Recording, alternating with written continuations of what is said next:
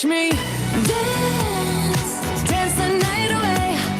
My heart could be burning, but you won't see it on my face. Watch me dance, dance the night away. I'll still keep the party running. I won't get out of place. Lately, I've been moving close to the edge. Still be looking my best. I stay on the beat, you can count on me. I ain't missing no steps. Cause every romance shakes and it bends, don't give a damn. When the night's here, I don't do tears, baby, no chance. I could dance, I could dance, I could dance. Watch me dance, dance the night away. My heart could be burning, but you won't see it on my face. Watch me dance. Good morning, welcome. Can I have your attention, please? Please make your way into the beer hall and find a seat. We do have a 2-hour program, so you're going to want to share. Even when the tears are flowing like diamonds on my face, I still keep the party going, not one hair out of place. Yes, I can. Even when the tears are flowing like diamonds on my face, yes, I can. I still keep the party going, not one hair out of place. Watch me dance. There are plenty of seats up front if you want to make your way. My heart could be burning, but you won't see it. There are seats in the middle of the rows as well. Dance the night away. I'll still keep the party running. I won't get out of place. When my heart breaks, when my world shakes, I don't play safe. Don't you know about me? I could dance, I could dance, I could dance. Dance the night.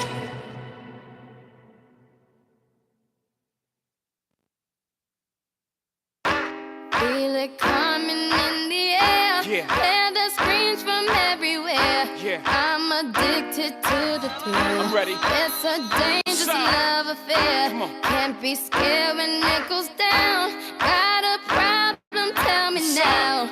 Only thing that's on my mind is who's Shut up. gonna run this Welcome, town welcome tonight. everybody. We're going to start in 2 minutes. Stop. Who's gonna Please run make this your way town to a chair in the beer tonight? hall. Yeah. We gon' run this town. We are, yeah, I said it, we are. This is Rock Nation, pledge your allegiance. Get your fatigues on, all black everything. Black cars, all black everything. And our girls are blackbirds, riding with they diligence. I get more in depth if you boys really real enough. This is not familiar, I'll explain later. But for now, let me get back to this paper. I'm a couple bands down and I'm trying to get back. I gave Doug a grip, I lost a flip for 5 stacks. Yeah, I'm talking 5,60, shot zeros. Here the back to running circles round niggas, now we squared up. Hold up. Life's a game, but it's not fair. I break the rules, so I don't care. So I keep doing my own thing. Walking tall against the rain. Victories within the mile. Almost there, don't give up now. Only thing that's on my mind is who's gonna run this town tonight.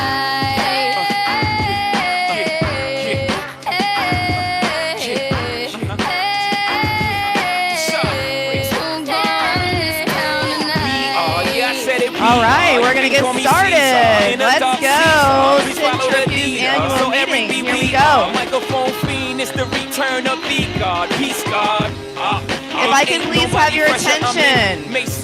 Hello, I'm Donna Zaring, Director of External Relations at Cintrifuse. Welcome. Thank you for being here. There are about 10 more seats up here in the middle and in the front. So please make your way in if you would like to sit down for the program. Life's a game, but it's not fair. There is also live live streaming for those in the back. If you would like to sit down on the 4th floor.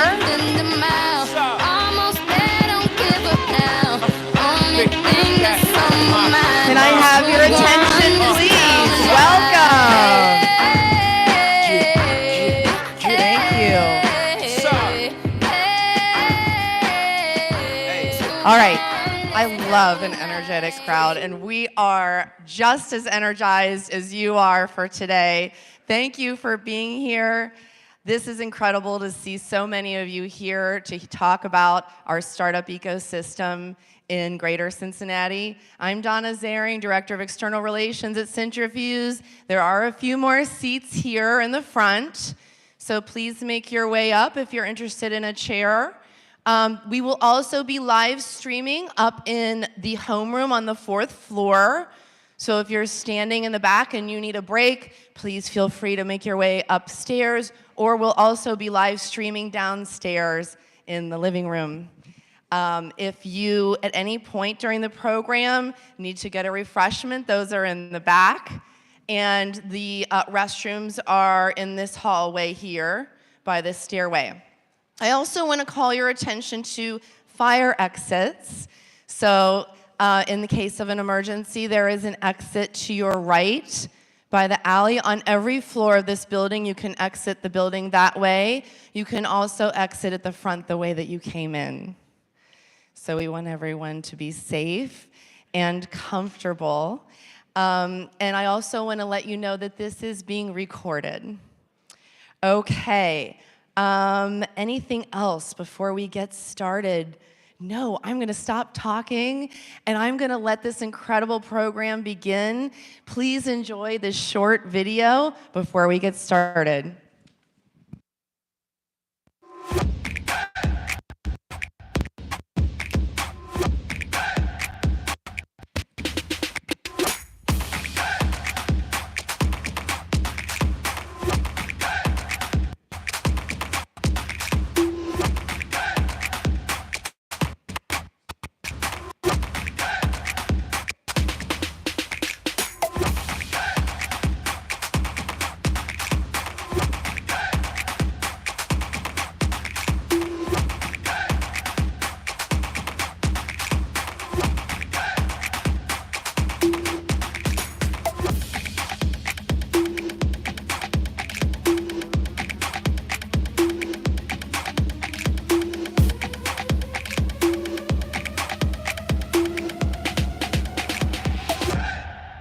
All right, give it up.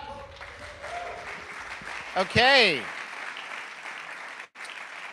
I'm Pete Blackshaw, CEO of Cintrifuse. We have a great program, and we're going to kick it off with words from our board chair, Guy Prasad from P&G. And Guy, step on up.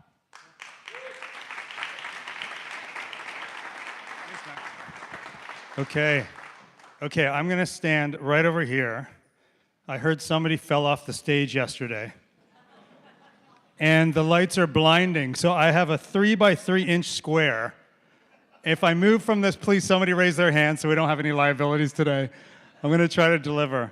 Thank you guys for turning out in such huge numbers. I'm so excited. I was just telling the team, we've got more energy this week and engagement and excitement than as great as our previous years have been.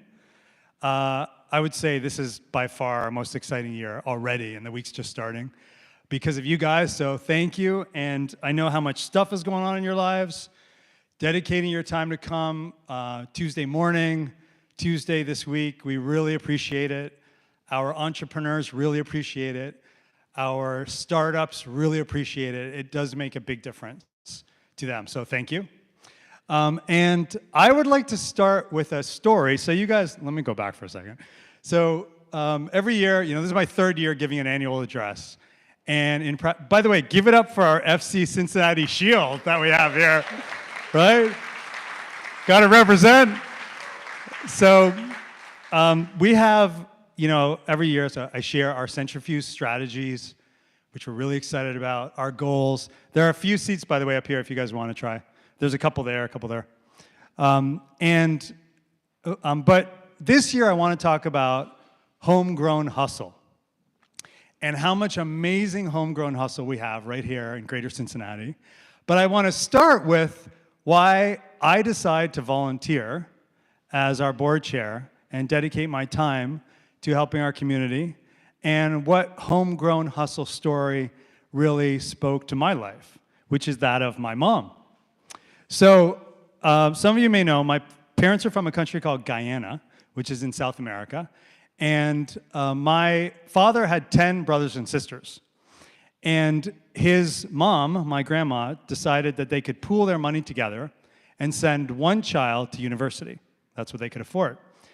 And the deal was that child would go to university and get a degree, go to a developed country, and then sponsor the rest of the family to relocate, start a new life, and move up in the world. So they chose my father. So my father went to Scotland, and he studied to become a doctor.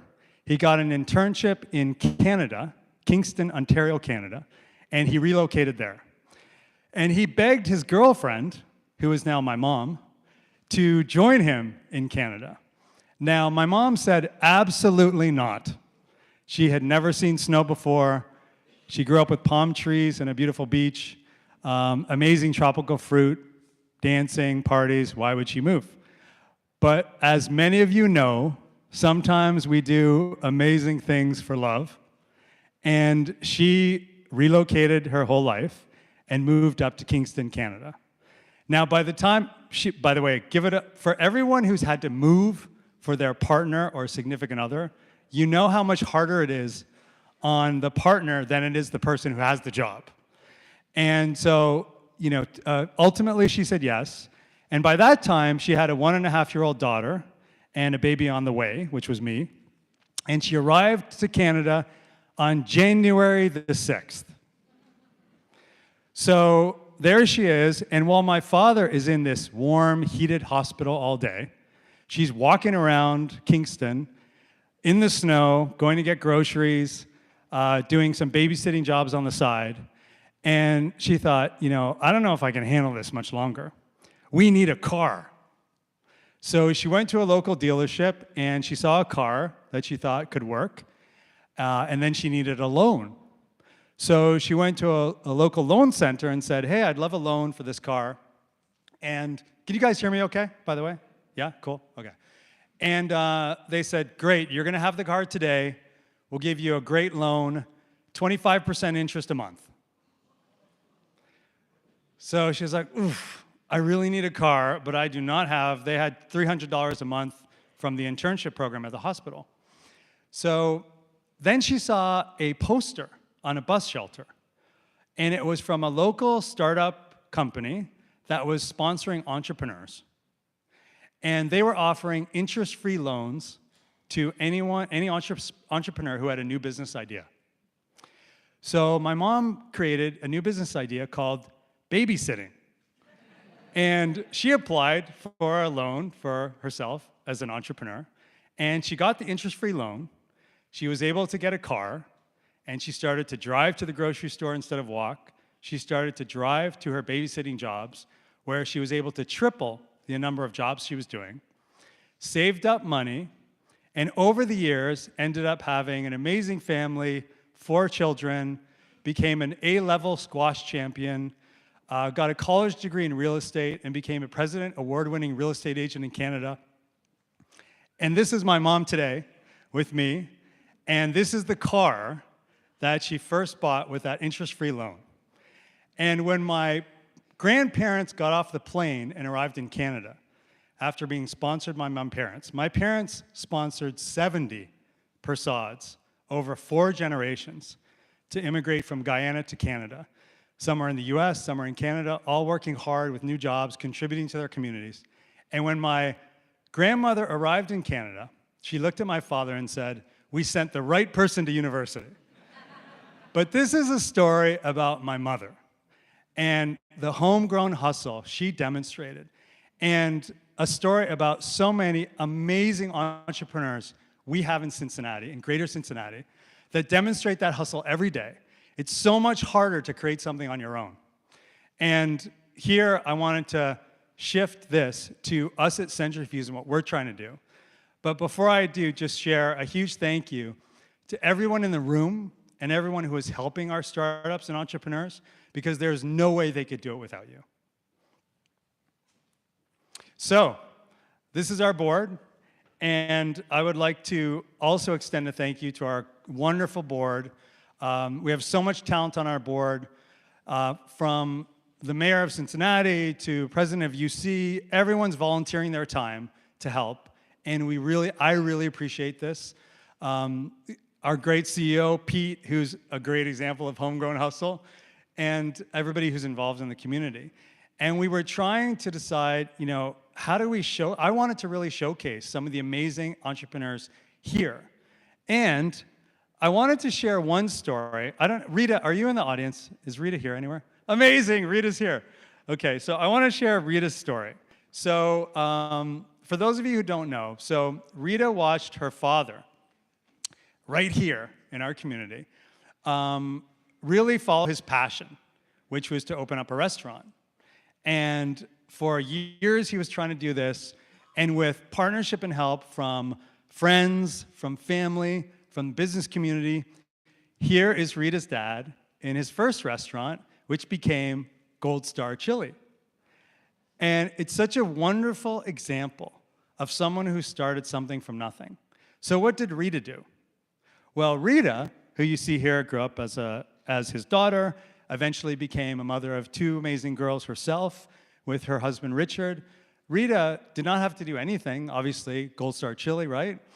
But she thought, how can I help and make an impact in the community? And Rita and Richard started Innovation Girls. And for those of you who don't know, Innovation Girls is a program with tremendous partnership, a B2B platform as well, partnered with companies, that provides access to technology to young girls in our community. And when I say technology, I mean Web3, metaverse, VR, new data systems, AI, so that they can get exposure at an early age to how technology could help them in their careers, in their businesses, and also give them exposure to companies and talent that they normally would not have, which is an amazing example of making an impact beyond what you're doing on your own. So, by the way, give it up for Rita, who's here in the audience today.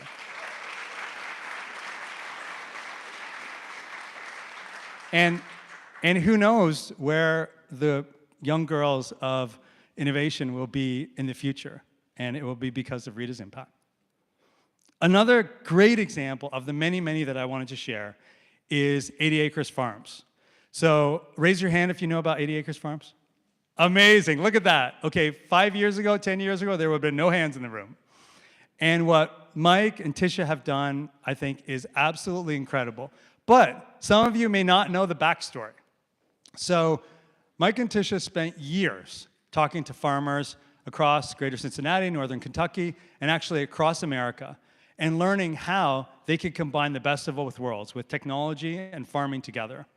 And they created a vertical farming solution which has 100% renewable energy, 100% pesticide-free, and saves acres and acres of impact on our environment. Baked right here in Cincinnati. They've hired more than 250 talented individuals from our local community, heading towards 300, and just invested $95 million into a new facility in northern Kentucky.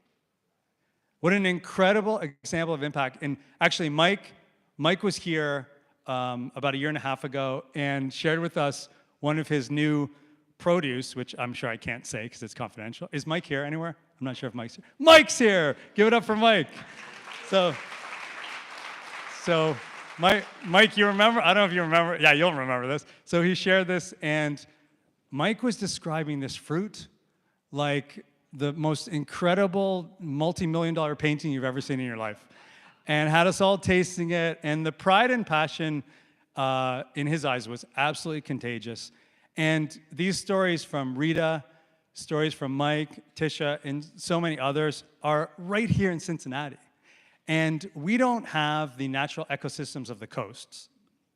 We don't have all of that capital and that network, but we have incredible hustle, and we've got an incredible ability to rally as a community. And that's why we're here today, and that's why we're here this week. So, and here's a picture of Mike and Tisha and the amazing, you can buy this at a Kroger near you, by the way, if you're interested. We have amazing produce from 80 Acres Farms. And here's some examples, so many other companies in our startup network.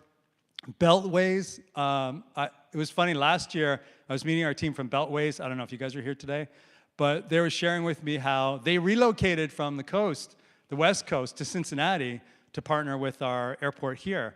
And it's a great example, not only of homegrown, but people coming to our region. So it's so great to see.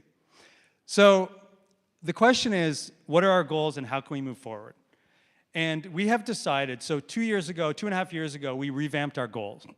And we've decided to keep them consistent. Our first one, which is to make Greater Cincinnati the fastest growing startup hub in the Midwest and one day the US. We absolutely believe we can do this. We're committed to do this. And we've left this unchanged despite many people on day one kind of giving us a bit of a snicker and not believing that we were serious. The amount we've grown, we've raised more capital in the last 2.5 years than we had in the previous 7. So it's incredible what we're able to do when we rally together. We want to create the next unicorns here, the next P&Gs, the next Krogers. And third, we want to become the fastest growing source of talent for companies in our region. We think there's a tremendous opportunity to do this. And I'm so happy to officially announce, though many of you have been working and are aware of this already, to officially announce the launch of Cintrifuse Capital's third fund. This fund, which is going to be led by JB and his team. JB is around here somewhere. Give it up for JB leading our third fund. So why am I asking you to give it up? Because for the last couple of years, we've been working on this, which is we wanted to create a fund that had more than half of the capital dedicated towards local startups and local entrepreneurs. And we've done it with this fund. We're doing it with this fund. And it's because of all the support that all of you have given us, support from big companies, and support from all the passionate startups that we really want to invest in. So we're super excited about this. Don't hold me to these numbers, but we think upwards of 65% of the capital in this fund is going to go towards the local community. And how incredible is it for us to be able to share that today with all of you? So we're excited about that. And then I would also like to share another thing, which is how can you all get involved? And the first thing I'd like to share is a big thank you to so many of you who are already so involved. But you might be asking, Guy, what else can I do? Well, great question. What else can you do? One is to mentor some of our local entrepreneurs and local startups. We have so many amazing leaders who could really benefit from your experience, your network, your connections. So if you can reach out and make a connection, and if you're curious to know how you could do more, please reach out to Pete, reach out to anyone on our team. Mentoring is a great area where you can help. A second is if you have a business or a company and you have a project, see if you can have that project sourced from one of our local companies. We've got amazing companies here, and I gave this example last year. In my business unit, we just shifted our communications and advertising agency on our biggest brand to a local company based right down the street, and they are delivering much higher quality communication and advertising than we even had from our previous company that was based in New York. So it's a great example of how much amazing talent is right here. A third way that you can help is we have amazing students that are graduating every year, over 30,000, and those students need jobs. And we would like to provide amazing jobs here in Greater Cincinnati so that they don't have to leave our community to have great jobs, or at least know there's an option. So those are just 3 examples, and I know you're doing so much already, but if you were wondering, those are 3 areas where you can help even more. And these are some amazing faces of our wonderful entrepreneurs that we're so proud of in our region. The final thing I'd like to share is a story that many of you know by now, but a great example of the power of our community. So just a couple months ago, we were faced with our Western Southern Tennis Open leaving Greater Cincinnati. You guys remember this? I don't know if you read about it in the news. Yep. So that created a lot of panic because we love this tournament, right? We have the biggest names in the world. We had one of the greatest matches of all time that some of you may have seen this summer. And within 2 weeks, we rallied a number of stakeholders in the community and did what we had to do to keep the tournament. Now, not only did we keep the tournament, But we got a pledge that the tournament's going to be extended in time, so we'll have more matches, and a commitment to 25 more years in Greater Cincinnati. And it's an amazing companies chipped in, and it's an amazing example of what we can do. So to wrap this all up in the theme of homegrown hustle, we do not have the resources of the coasts or the glitz. Well, we have a lot of glitz, but maybe not all that. We don't have the natural capital ecosystem, but we can rally together like nobody's business. Nobody can rally together like we can. And when we need to get something done, we can make it happen. So thank you. I'm so excited you guys are here this week. We're so proud of our entrepreneurs. And I know you'll join me in making this the best year yet. I'm going to introduce Pete, who's going to come up, our amazing CEO. Pete.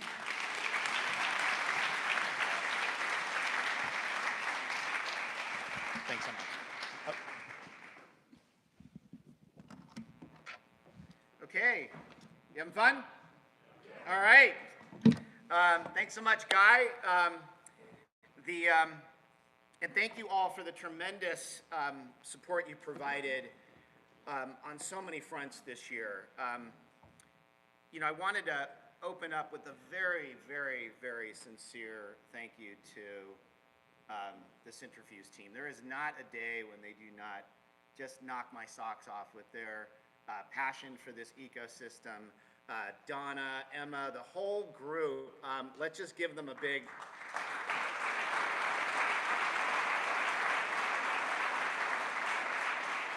We filled Union Hall and people are outside and they're watching online. That's great, because we got to spread the word about what we're doing. That's the way we build a great ecosystem. We create a sense of urgency and we create a lot of energy and excitement.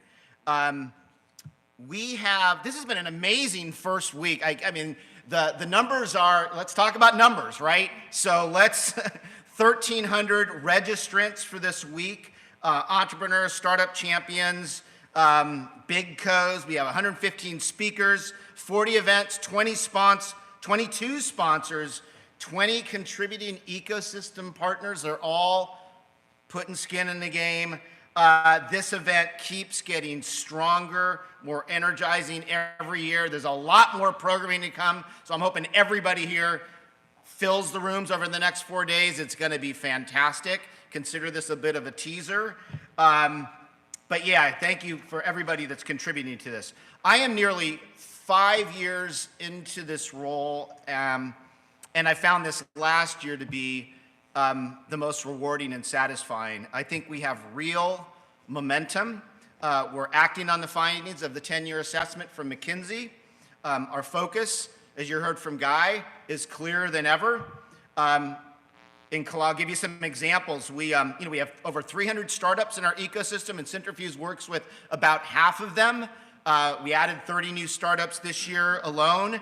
In collaboration with the city, a critical partner, we launched the Startup Cincy Resource Compass, which provides access to a broad set of community resources for entrepreneurs. We also have the Startup Cincy Knowledge Hub, a dynamic knowledge-sharing platform that houses a wealth of subject matter expertise contributed by community members. On top of that, we're collaborating with invaluable partners like Alloy, UC, and Blue North to build a central ecosystem startup database to facilitate support and connections to potential capital and customer opportunities. We're getting really smart on the back end, make no mistake. And we're also partnering with the same groups to introduce, announcing it for the first time, a Startup Cincy Ecosystem Passport. This will give members access to shared space and resources across our ecosystem. And you can apply now by taking a photo of the what's that? Oh, keep going. Okay, all right. There was a QR code.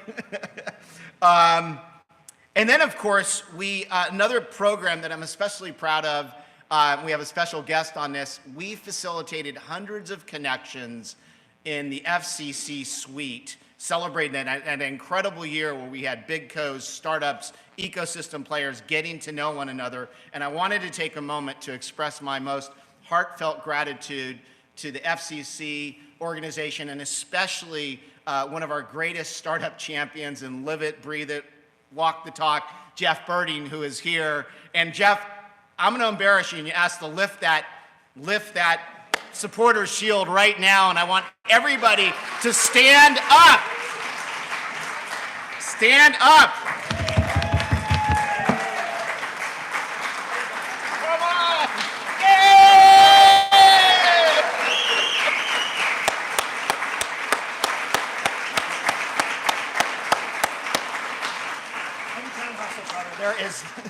There is no better example of homegrown hustle. And we got to do so much more. And you can tell everybody about it. And we're thrilled that they're our neighbors right down the street.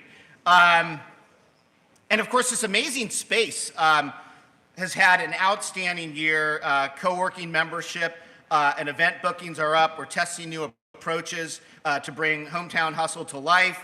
For example, we've piloted several successful programs expanding weekend access. Great building, we got to use it all the time. Like our recent pickleball tournament with startup leaders focused on making connections. And you know what? It worked well beyond expectations.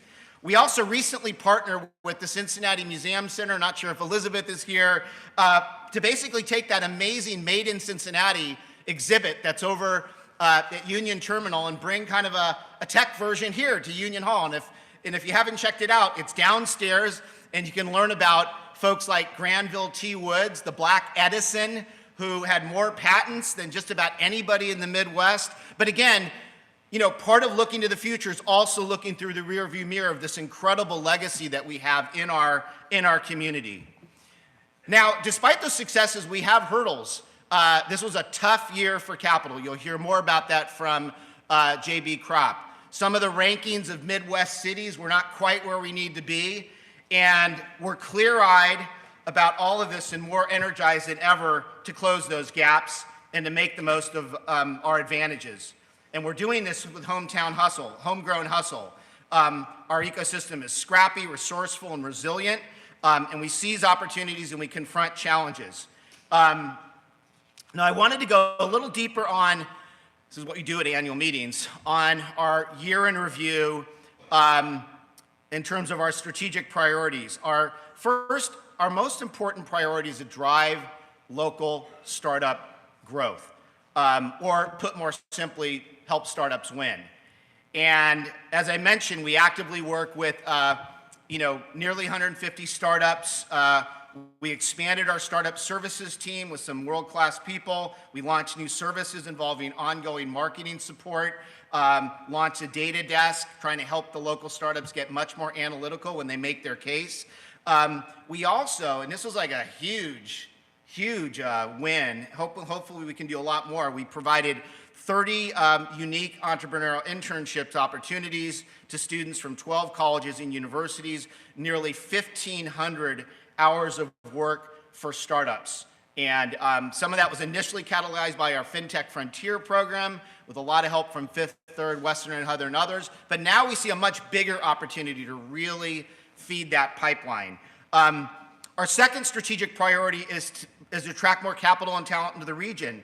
And I think, as I mentioned, we're tracking with the national average, but we know it needs to go up. But we've got a great fund strategy in place. We are really, really lucky to find JB Kropp, who just has a priceless level of experience working in startups, working in big co's, building great ecosystem players like the Brandery, and deeply personally committed to our ecosystem.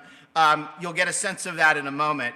Our third big priority is to boost the value of startup and big co projects enabled by Cintrifuse.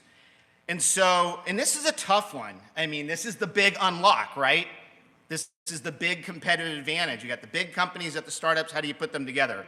And we made real progress this year.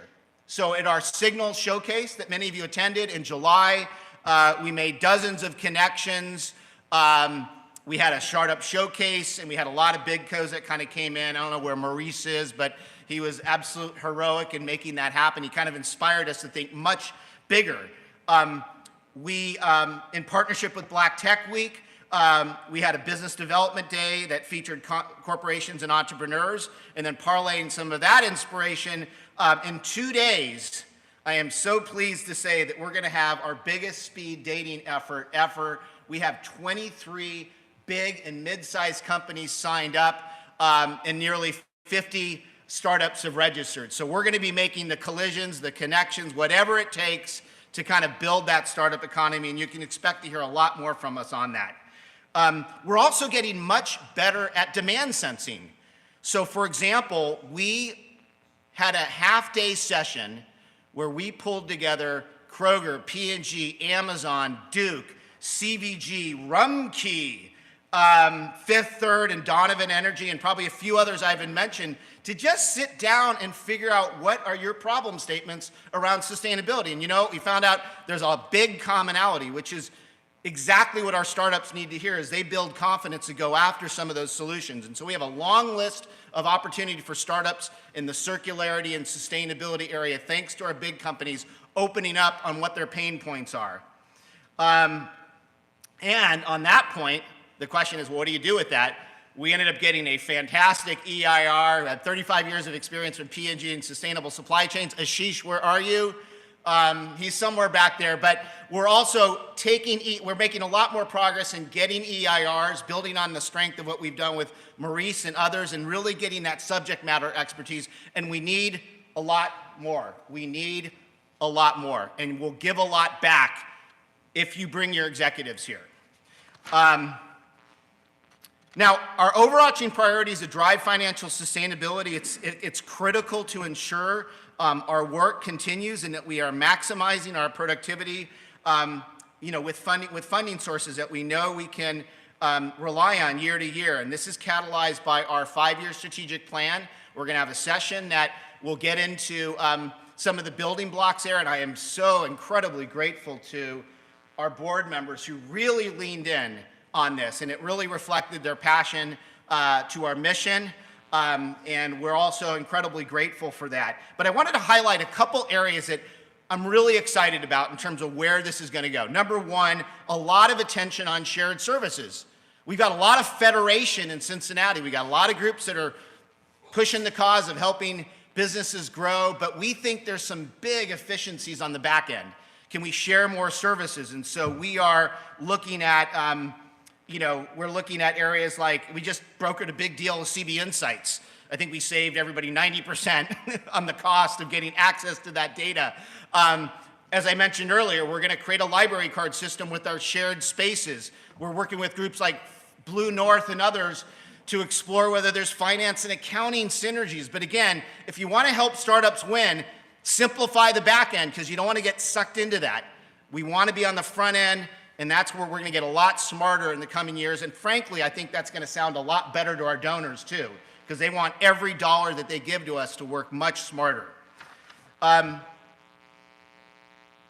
Now, I wanted to, 4.5 years ago, we aligned on a set of strategic choices designed to help our ecosystem align in a few focus areas where we think Cincinnati has the greatest right to win.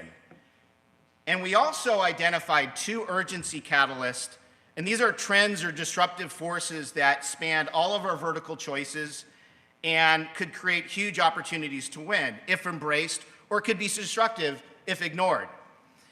And the past year, an unprecedented urgency catalyst emerged with the launch of generative AI and the legion of AI platforms that have gone live in its wake. And I've been personally involved in the startup community in some way or another for my entire professional life, and I've never seen a catalyst with as much potential for disruption as generative AI. So much of the media hype is fixated on AI's destructive potential, which is real, but it's far from the whole story. AI is the great accelerator, equalizer, democratizer. And it's a gift to startups if they embrace it. And if we, as stewards of tech's possibilities, harness it in the right way. And so I see two big opportunities I want us all to think about now and throughout the week and well beyond. The first is the productivity boost that AI creates. Startups have no choice but to maximize productivity in every possible way: financial, organizational, innovation, time. AI increases productivity in a way that no other technology has yet done. Maddie Bell, CEO and co-founder of Schedule AI, will make that point very clear in a few minutes.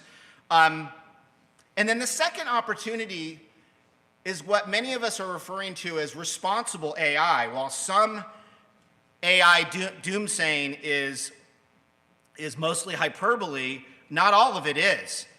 Businesses, government, nonprofits, universities, and individuals all want to believe in the promise of AI.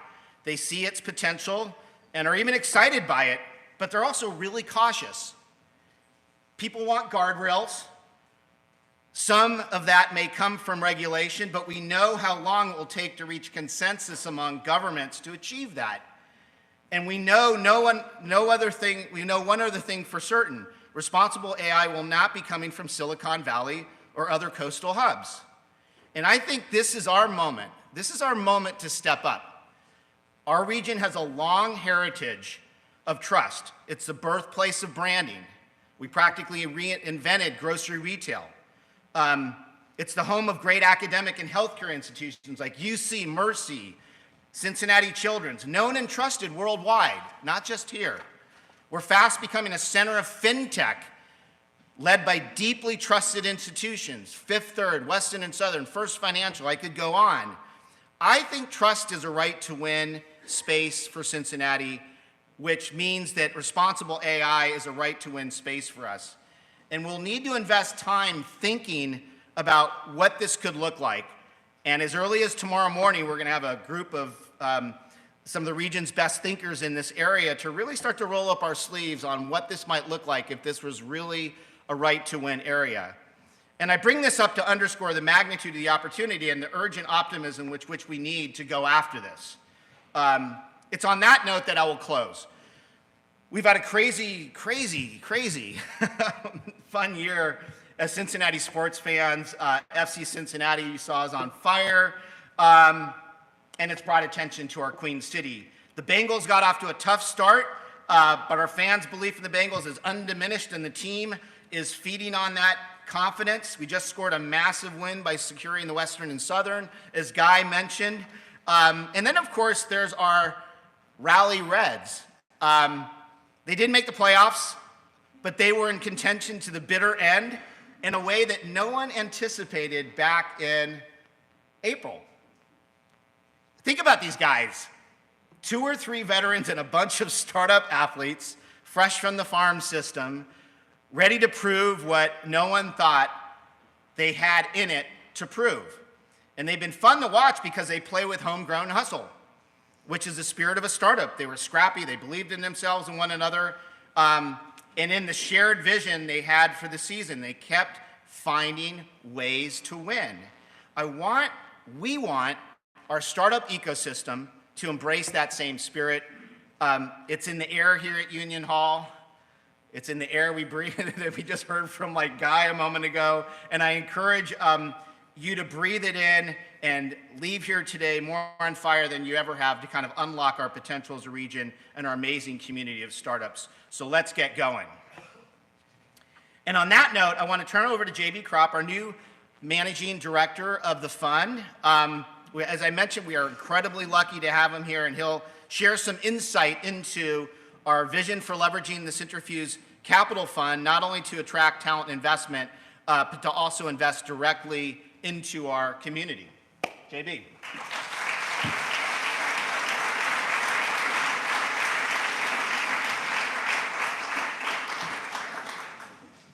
Thanks, everyone. Good to see everybody. It's a packed house. Just a little history. So the fund has been around for about 10 years. It was first led by Tim Schigel. I think Tim is in the audience somewhere. Tim is now at Refinery. Then Fund 2 was led by Sarah Anderson. I'm not sure if Sarah's in town or not, but both of these guys did an amazing job.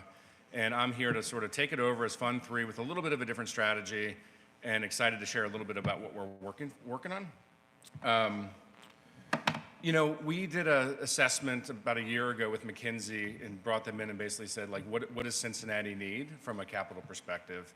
And it was very clear that we need to build more companies locally.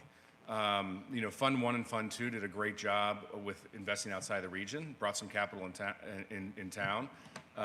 They, you know, had solid returns for us to continue with Fund 3.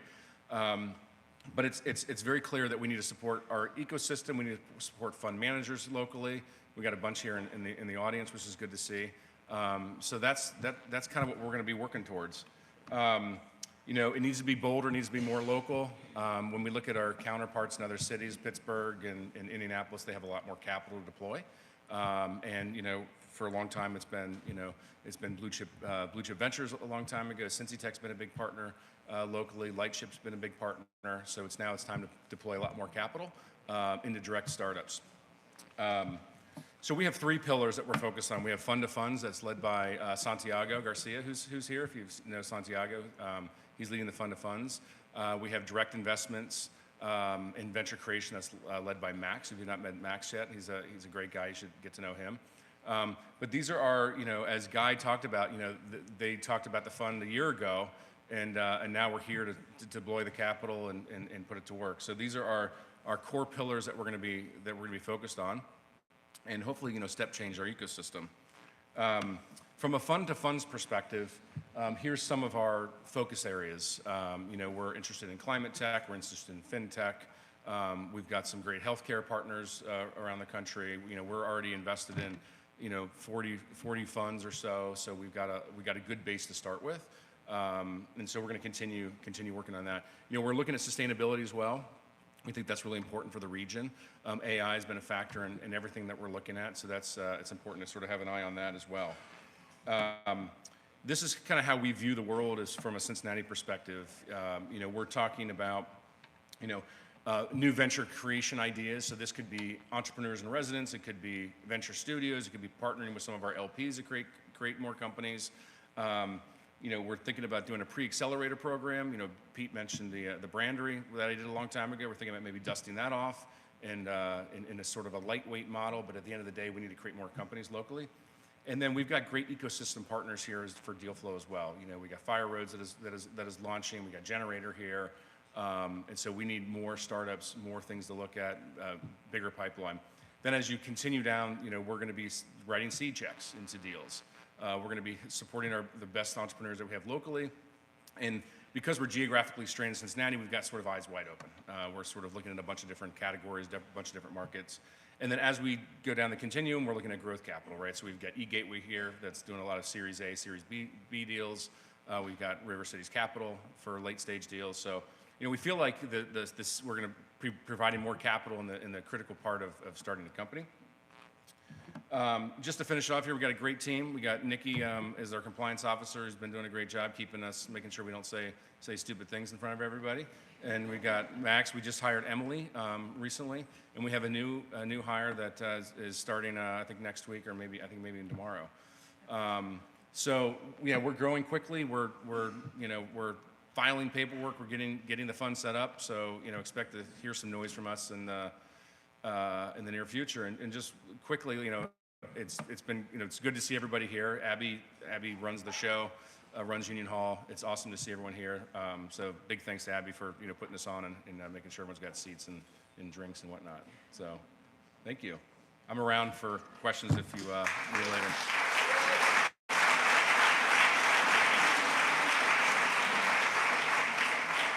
Next up is Marky Mark from Startup Services.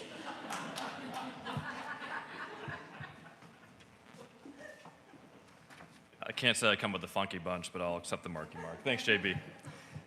Today and every day at Union Hall, we celebrate the massive dreams of the entrepreneurs that we serve.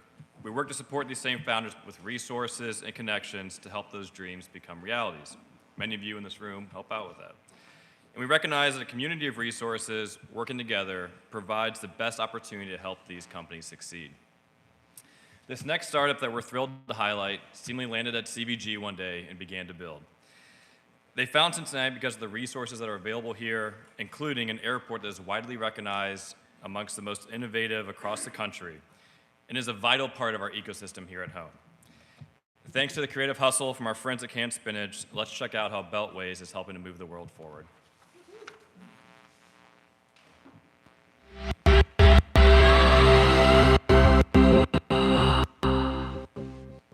Maybe you said something that.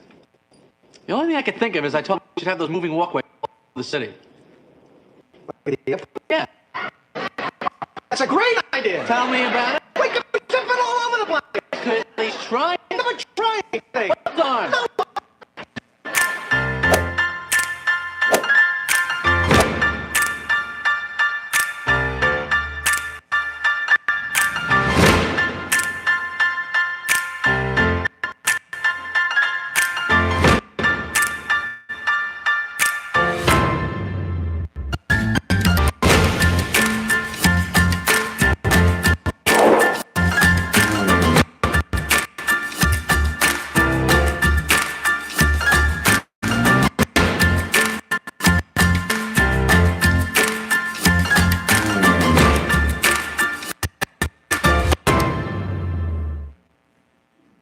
I can't walk anywhere now.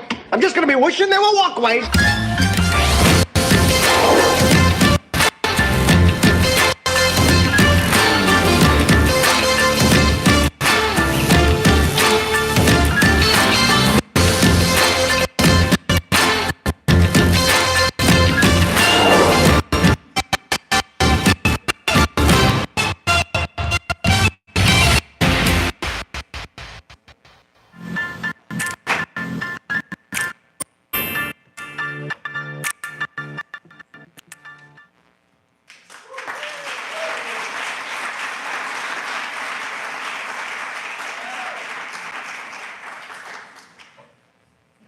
Excuse us for a quick technical difficulty.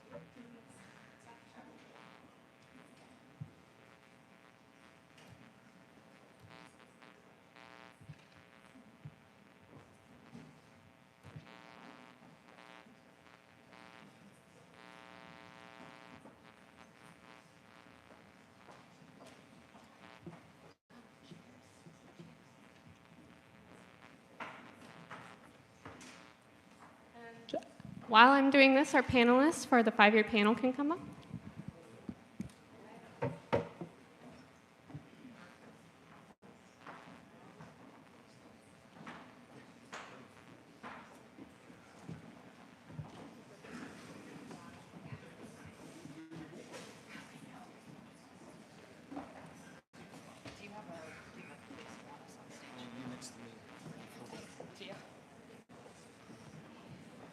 Hello, hello. Hello, hello.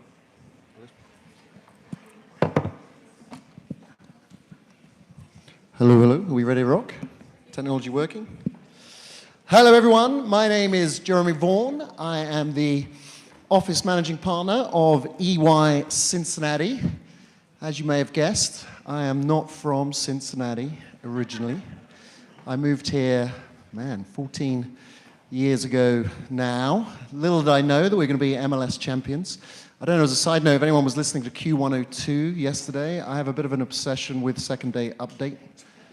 And I turned it on yesterday to listen to it, and guess who's on there? Jeff Birding, kind of homegrown hustle, talking about everything. Can't get away from the guy. Amazing. So, I'm here today. EY is incredibly invested in Cintrifuse. EY, for many of you may know, we're in our 39th year of the EY Entrepreneur of the Year competition, which has its US final in Strategic Growth Forum in Palm Springs. Hand up if anyone been there. Kevin, I see you there. Yeah. Part of my job is to make sure we got plenty of Cincinnati representation at that conference. It's the best thing that EY does. So we're all in on Cintrifuse and have been since the start. So I was privileged and honored when I was asked to chair the Strategic Planning Committee. And we're going to talk about that in a moment. So I'll give you a little bit of an overview of some of the key elements of that. And then I'll get each of my esteemed panel members here to talk about some of their interactions with Cintrifuse. So, strategic planning, 5-year strategic plan. Obviously, the last 5 years have been a little tricky, particularly for buildings designed to bring people together in close physical proximity to collaborate. So it's been a really tricky few years, but what's been great about picking up the strategic plan at this juncture is we've got some stability, right? And people suddenly want to be back together again and doing stuff. So as we looked at the strategic plan, we weren't looking to change the strategy. This wasn't about revolution, and you've seen some of the strategy from Guy and from Pete and JB. This is a little bit more around evolution and execution, and that's what we've been focusing on. Many of you in the audience here participated in that strategic plan. We started off in April, and we're just kind of wrapping up now. You will see more of it.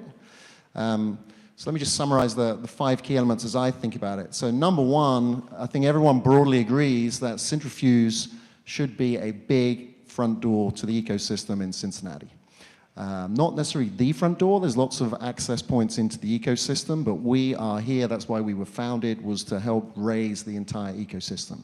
So a front door, so we want to service everyone. But we also need to have focus.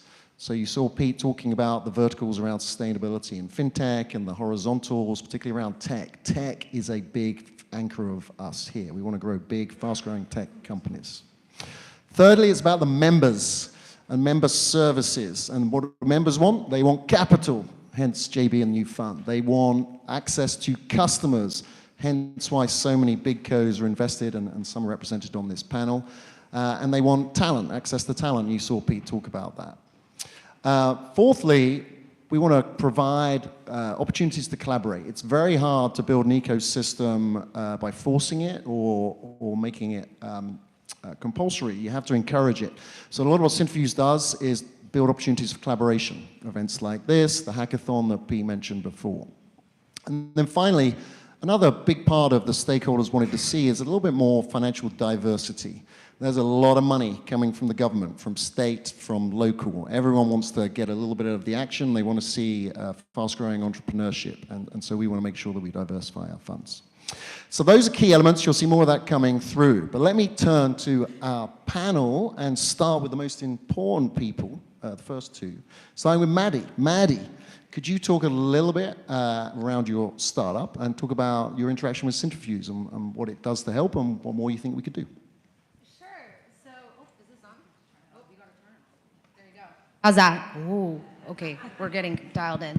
All right, hey guys, so I'm Maddie Bell. I actually spent the last 12 years working at P&G, but now I am the CEO of an AI startup called Scheduler AI. So before I get into it, for those of you in client services businesses, raise your hand if you like getting more revenue generating meetings with new clients. We like this. Okay, there's like some of you. For those same people, who actually enjoys coordinating and scheduling those meetings? Not a ton of you. There was like one like tentative, like I do. It's okay, it's okay. So we help fast-growing services businesses instantly book more client meetings and keep those meetings through effortless AI scheduling so that companies can get more revenue with less effort. And that, right, is the quintessential power of AI. You want better results with the time savings. So that's what we do. And then as we think about Cintrifuse, and I was asked this question, how have they helped? I thought a bit about this saying. So there's the saying that goes, you know, as they say, things are easier said than done. Because it turns out it's a lot easier to say things, right? So it's easier to say things to startups. It is much harder to help startups with their basic needs. And while every entrepreneur starts with a vision of changing the future, right? Effortless AI scheduling, everywhere messages are sent. They have one job at the beginning, and that is don't die. right? You got to survive. You need the basic needs. And Cintrifuse has been a unique organization that comes alongside startups to help them with those functional, basic needs, right? Pete mentioned the internship program. Huge for us. We're able to bring in great talent, accelerate our business when we didn't have the resources for something like that. It's an absolute step change. And the second one is connecting startups with the most important form of mentorship: customers, clients, the ability to serve people in the wild, right? That is what creates great products and great startups. And Cintrifuse has been able to connect us with the early clients that have allowed us to hone and improve and really grow into something cool. Very good, thank you, Maddie. Let me turn to Stephanie. First of all, congratulations on your public company now, very impressive. So a slightly different end, not a startup, but still fast growing. Could you talk about, introduce yourself and talk a little bit around, one of the things you've been challenging us on the strategic plan is you can't just look at seed capital, you've got to look at exits and how money's flowing into the ecosystem. Talk about that and your role. Thank you, Jeremy. So nice to be here with everyone. Thanks for being here this morning. My name is Stephanie Hogue. I'm the president and CFO of a company called Mobile IT. And while it sounds very sexy and tech-enabled, we are the largest and only publicly listed parking owner in the world. We took it public via de-SPAC about 2 months ago now, 3 months ago, and it has been a wild journey. I moved back to Cincinnati permanently in 2020. I commuted to and from New York for the last 4 years of my career, but prior spent 20 years in New York City, Asia, and South America raising capital for infrastructure projects globally. So, as we've talked about the future of Cintrifuse, we talk a lot about capital. Capital for startups, capital with what JB is doing.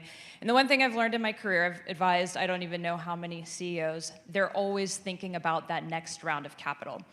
And so as we think about an ecosystem and building out an ecosystem, we're constantly challenged at Cintrifuse, how do we bring capital to the region?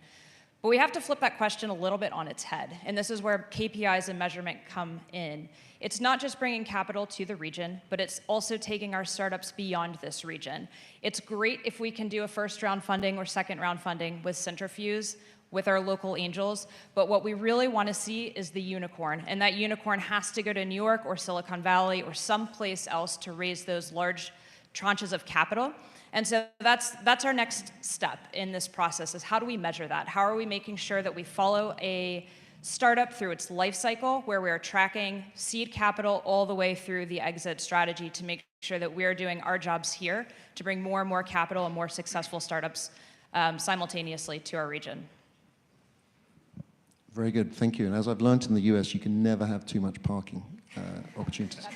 It's very true. So Ryan, it's been great to have you on the board, Chief Innovation Officer for UC, an amazing role. Could you talk to us a little bit around what UC is doing and why innovation and entrepreneurship is such an important part of your mission and how you see working with Cintrifuse?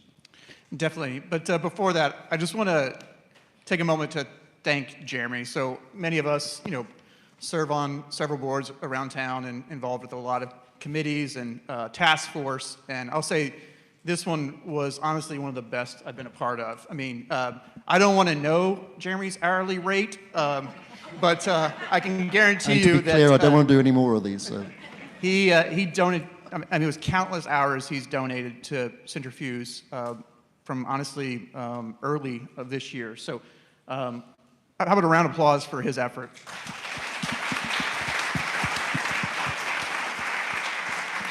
So very, very quickly, I would say that we're extremely excited. The 1819 team is here. We're all in on our partnerships with Cintrifuse, Alloy, and our other partners in the ecosystem. I think it's around 3 things for us. We want to partner together on talent. We've got, for instance, 7,000 students just in our engineering college alone. That's the size of many universities as a whole, right? So we've got abundance of talent from our co-op program all the way through to some great graduates that are ready to play on day one. I think from a technology standpoint, we've got a pretty extensive IP catalog. We've got a great tech transfer office that gets that out into the world. I think we could do more collaboration there with Cintrifuse in startups. And then as Pete mentioned, the space is a network. I think we could get smarter about providing you all the spaces you need. So our goal is two things. It's to declare war on friction, right? There's too much friction in the system right now for founders to get what they need. So we need to help you get there smarter, faster, and better. And the second is one team, right? From a founder perspective, you just need what you need. You don't have to figure out the insider baseball, if it's Cintrifuse, if it's Alloy, if it's UC. We need to do a better job of meeting you in your moment and getting you what you need. That's what I'm excited about. Fantastic, thank you.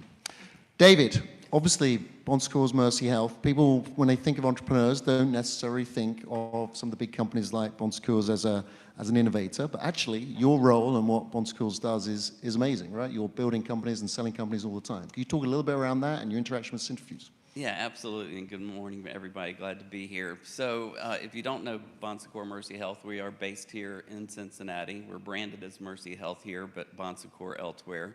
Came as a result of a merger a couple of years ago. We operate 47 hospitals in 5 states in Ireland, so we're a pretty big system, about $12 billion in revenue. But as you all know, healthcare is a highly fragmented business. It's highly inefficient. It represents 18% of the GDP. So as a consequence, it makes a lot of sense that healthcare is a big strategy platform for Cintrifuse, and that's part of the reason that we are so proud to be a part of and an investor in Cintrifuse. For us, we have to either be disrupted or innovate, because there is a lot of money, probably many of you in here, looking to invest in healthcare. So we have to innovate just to survive. We need to be more efficient, as I mentioned, in terms of the inefficiencies in the industry. We have to provide better experiences for our patients and their families. We've got to find and diversify revenues. And innovation offers us an opportunity to do that. 2 quick examples of that. Several years ago, we bought a revenue cycle company, $12 million in revenue. We bought it for $60 million. We grew it through our scale and attracting additional clients, and syndicated that for nearly $2 billion several years later. We keep looking for that next $2 billion unicorn. And another, maybe smaller example, but one that we're really proud of, is that we're an investor and partner in Merge Manufacturing, a minority-owned business here dedicated to creating jobs in a disadvantaged area and creating personal protective equipment, which was in dire need during the pandemic, as you probably know. So the other thing the reason this is so important to us and being a partner with Cintrifuse is it aligns well to our mission. We believe that healthcare does better in thriving communities. We're in large cities like Cincinnati, but we're in some smaller communities where when you're the largest employer as a healthcare provider, that's not a recipe for great success.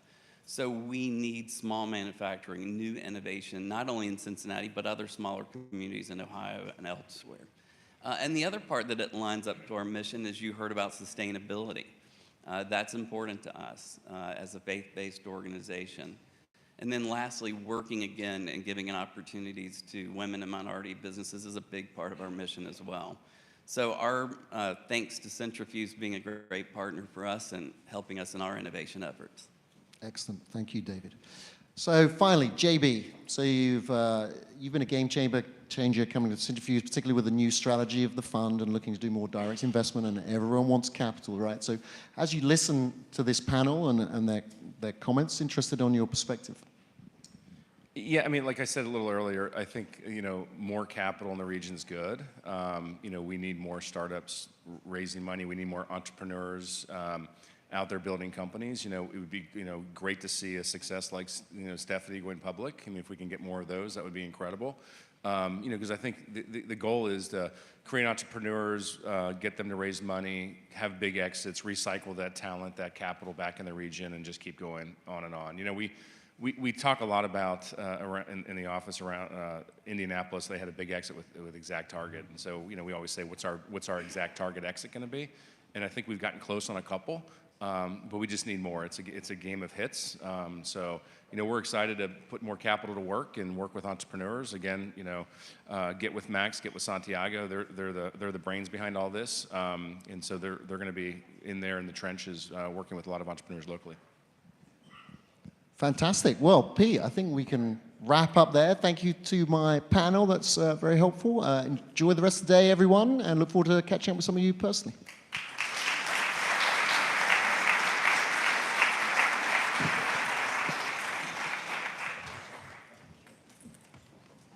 Okay, thank you very much, panelists. And now we have a special set of remarks from our Lieutenant Governor, who's a huge champion of the tech economy, John Husted. Hello, I'm John Husted, Ohio's Lieutenant Governor, and I'd like to welcome you to the annual meeting of Cintrifuse.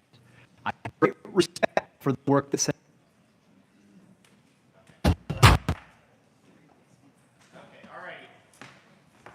We may get that fixed, but we're going to keep the momentum going. Okay, I wanted to invite our Win with Focus panel up here. Let me invite Cintrifuse board member and Fifth Third EVP and CMO, Melissa Stevens, Candice Brackeen, CEO of Lightship Foundation, co-founder of Lightship Capital. She brought us Black Tech Week. I could go on and on. Ashish Chatterley, who's the Cintrifuse EIR, focusing on supply chain and sustainability. And Mr. Mike Zelkine from 80 Acres. Come on down.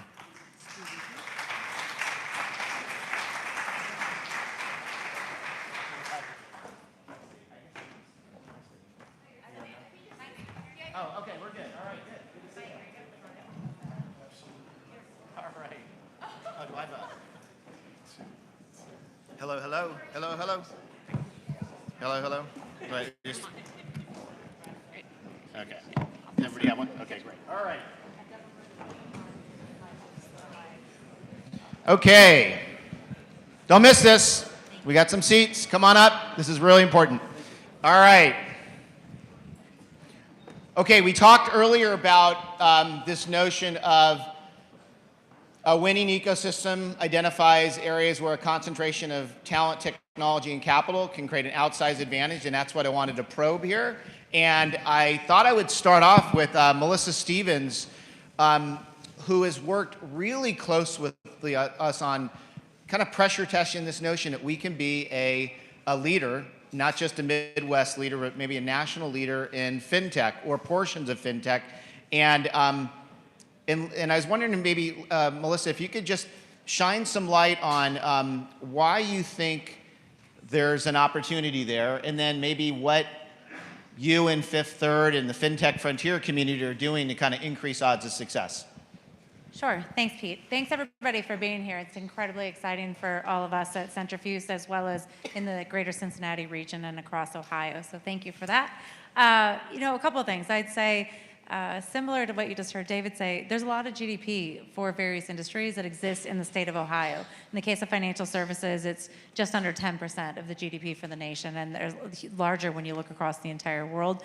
There's a huge opportunity set for us. And as we look at things at Fifth Third, and frankly, as I looked at things, and I know we're going to hit this later, and came like Stephanie from New York, what we thought is place matters, right? Place is not just a physical geography, but place is actually the culture. It's the way you make a home. It's the way you bring things together. And what's incredibly unique about this part of the country is the, as it says, hometown hustle, but really the grit that exists, the way people are able to invent and reinvent and bring things together. And so as we look at those opportunities for the amazing talent from the universities, for the amazing influx of talent from many big companies and small companies, we know that the way to support this ecosystem is actually to continue to find opportunities to invest and opportunities for talent to move across a variety of companies. It's not about staying in one place. It's about actually supporting the ecosystem. So that's the bigger picture for us from a Fifth Third standpoint. And I'd say in terms of fintech, it's just the place to start, right? There's plenty of places where you can really look for what is that job to be done. And all of you who have started a company out here know you're trying to find the small sliver where you can say, I can do this better than anybody else. And once you solve that, you can open it up into the next opportunities. And that's actually the marriage of smaller companies and larger companies, because you can't often see it to reinvent from the big company. So we need to partner together, put the funding out there, allow people to bring things together. And as you said earlier today, support people that are in university to actually work at these companies for free, sponsored by Cintrifuse, sponsored by the FinTurn program, so we can grow up the next generation of leaders. Candice, I wanted to ask you, so one of the things that I was encouraged with the McKinsey assessment is that we identified a number of areas, but one area that they highlighted, not as a check the box, but as a unlock for competitive advantage, was diverse founders. And you've been thinking about this as long as I've known you and long before. What would it really take for us to be a true leader, lighthouse for Black tech? I love that you added it was a little bit of a lighthouse in there too. I did. Yes, I appreciate that. Look, I think Melissa just said it's about partnership. This is all about just collaboration. So I think the unlock is just collaborating more. Look, the numbers aren't getting any better for women and minorities in tech, like as far as investments are concerned. So like, I think we all just need to reassess, like, how do we just do better overall? I'm going to highlight something that's working really well, and JB mentioned it earlier.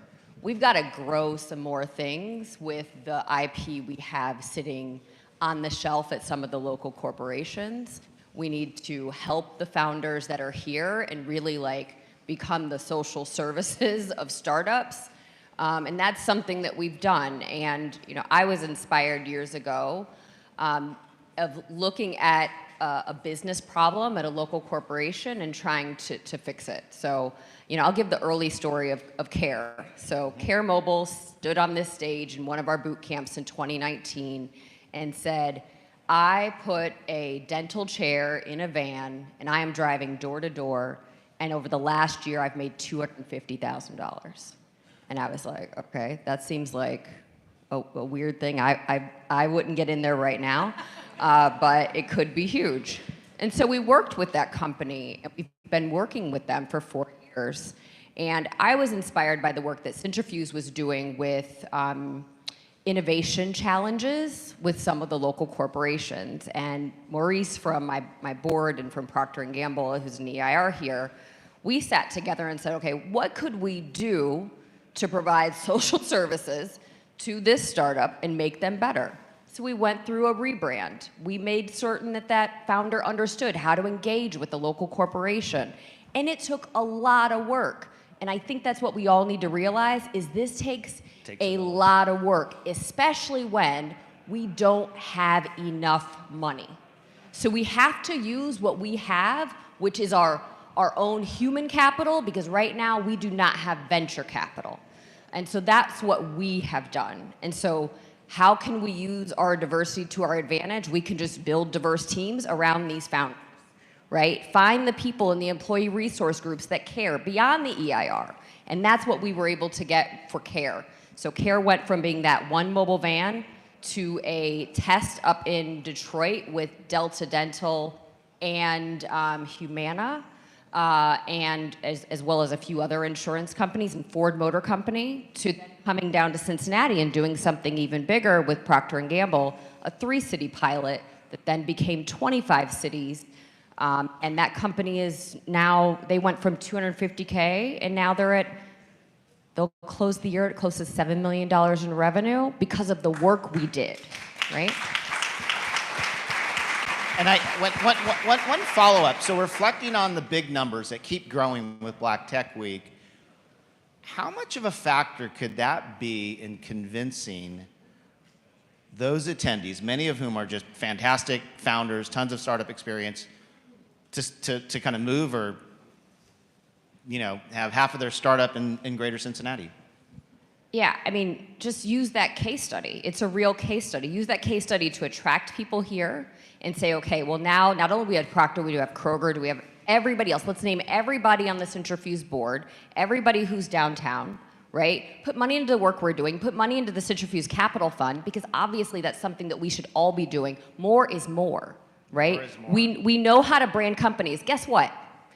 They were going to do well anyway, but we rebranded it and we made it look like something you wanted to climb into, right? So if we rebrand, and we know how to brand things here, let's rebrand all the stuff that looks like crap, but is actually really great, and build great businesses. That's why it looks great on Instagram, right? We can do exactly what they're doing. Some of that stuff is junk, but we are not building junk here. So let's rebrand it. throw it up and really build the businesses. So I think that's our value prop is we're already doing it and we know how to brand and we know how to grow. And I don't want to belabor the point because I know you guys have got like 3 seconds here. No, we're good. Now, I want to go to Ashish before I go to Mike. So, Ashish, you've like parachuted in as an EIR, 35 years at Procter. You've really lived and breathed sustainable supply chains. You've heard P&G pop off about, green this or that. What is there a there? I mean, do you believe in your heart of hearts that there is a green edge to our region? And if yes, like, what do we need to do? Give us that outside-in perspective. Yes, absolutely there is a green edge because there is a shared purpose. And that is shared through the big company collab that we have along with some universities participating. We have 6 ways to a circular economy. And without articulating them, there are ways in which we can get this done. So I honestly believe there is a very big opportunity that lies in our ability here in Cintrifuse. Is there one angle you're particularly excited about that you think, okay, this is the unlock? Yeah, I think in our case, I think the big unlock for a green economy is going to be able to take some of the areas that we have identified. So the big opportunity that we have identified is the ability to recycle. And there are 2 specific opportunities there. First, big companies can talk to each other about recycled streams. What constitutes waste to one may be value to the other. The second part is that we don't have enough recycle to go around, which is because consumers are reluctant to do it. A success model that we could adopt is from the state of Oregon, which has instituted deposit and then get back the money and on beverage containers. That has raised the recycle rate to 90%, the best in the nation. So incentives work. So how do you then get value out of it? Good news is that in our ecosystem is Rumpke, which is drawing increasing value from the waste that's going in there. So if we could increase the value by increasing the amount of recycle, we could have the extraction of value from companies like Rumpke. And Mike, what's interesting about 80 acres, it's so easy to just say it's just green. It's actually the future of supply chain. It's definitely the future of AI. And what, in your view, like, and a lot of those are just kind of like living together. What in your view would it take to get 5 more Mike Zelkines or Tisches on stage in a few years? Like, how do we build on it? I mean, that's you're like the beginning of what is commonly known as a flywheel, right? JB mentioned that in the context of exact target. But how do we multiply what you're doing? Wait for your employees to kind of take their checks and start their own companies? Well, first I want to, I kind of love all your questions. Don't love the way that's phrased. I don't think there's anything all that special about Mike Zelkines and Tisha Livingston's. I think startups are hard, like Candace said. I think there's a lot of work. I think there's always phenomenal teams behind companies. And I realize that it's my great pleasure, privilege to sit here and talk about what we do. But yeah, I mean, it's never about just the leaders. We have our roles. Without the rest of the teams, nothing works. But I want to get back to a little bit of kind of the current state of affairs. I don't think it's going to surprise anybody if I talk about the fact that our industry is going through some turmoil, not just ag tech, but all technology startups right now. And everybody is always massively focused on the macroeconomic things because, it's not my fault, it's not our fault, it's the interest rates, it's everybody else's issue. But I think companies do need to be a bit more introspective and think about some self-inflicting wounds as well that we have caused. And some of it is the fundraising cycle, right? People make promises, they make commitments, you're trying to raise the most reasonable valuation, looking at it internally, right? But it's a bit challenging. Anytime there's a new idea, there's a bit of irrational exuberance, there's expectations that are set, and very often they're not delivered on. And when those expectations aren't met, there's tremendous disappointment, there's frustration, and the question is, what do you do, right? What do you do as companies? The same time as I say that, I opened Independent just last Monday, and front page article is about expected civilian unrest in UK in the next 5 to 10 years due to food shortages. So all the trends are pointing towards this need for innovative ideas and everything else, but we as companies have to be a lot more introspective. We as boards have to be a lot more thoughtful. I'll tell you, we have an incredibly difficult board. I rarely come out of a board meeting smiling and happy. And I used to always think that it'll be different, and it's not. But I think that's what makes us strong and allows us to succeed and survive and thrive in these markets. When we raised our last round, it was over $200 million. I know we announced a little less than that for a variety of reasons, but we raised the round and nobody went on vacation. It was day one. It was, how do we build infrastructure? How do we build our technology? And then how do we prepare for these bad markets which are coming? Everybody knows that this is cyclical. This isn't rocket science, right? If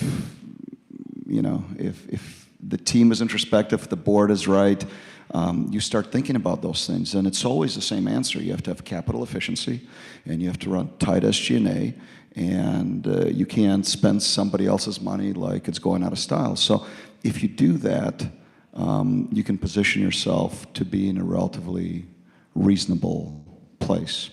So I don't know if I answered your question. There's a few questions in there. Not entirely, but it was really good. I'd love to, I mean, again, I don't want to be the only one talking here. I'm sitting there staring at the clock, but I'd love to talk about the ecosystem and the culture that we need to create. But at the end of the day, I think the biggest thing that I wanted to be a little bit of a, I don't want to call her contrarian, but a realist here, a realist with a smile.